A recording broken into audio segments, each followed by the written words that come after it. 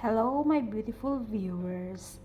Look at this. I have a bowl here, an aluminum foil, a lemon, and my silver earring and my ring. You see, maitim na siya, guys. And then, I want to soak this in the lemon. You will see. Ito yung yan. Okay? Wait, I will cut the lemon now. Wait. Look, guys, I cut it already into two. Look. It's up to you if you want to remove the seeds or stone. The foreigner said it's stone. So I will squeeze it. There you go. Yeah, because it's only a little bit of the ano ba yun? Sorry.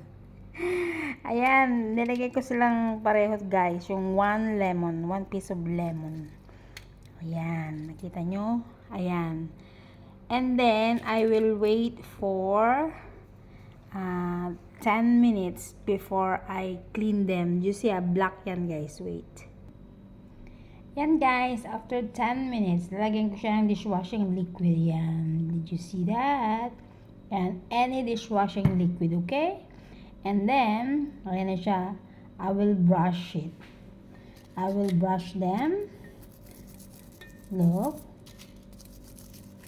You will see the result.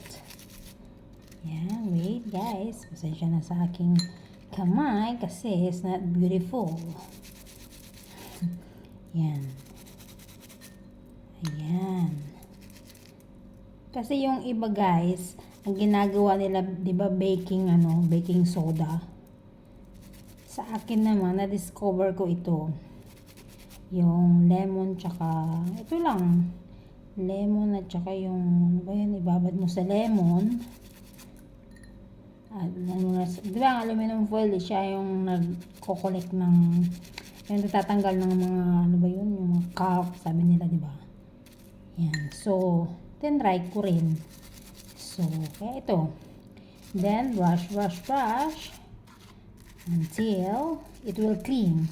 So, kaya kung nakikita nyo siya, guys, slowly, it's coming back the original color.